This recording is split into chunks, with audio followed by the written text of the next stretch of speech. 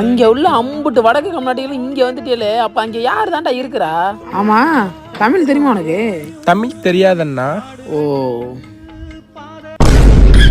அப்ப இது மட்டும் எப்படி பேசுற? இது மட்டும் தெரியும். ஓ, ஏய், இது மட்டும் எப்படா தெரியும்? கேட்டா மட்டும் பேசுவேன். கொஞ்சம் கொஞ்சம் தெரியும்ண்ணா. ரைட்டு, நீ தமிழ்நாட்டை எடுத்து விடுவாடா. இந்த மாதிரி இடத்துல போனாடிப்பாங்க. இந்த காலத்தில் மிஸ்டு காலம் வர்றாங்க.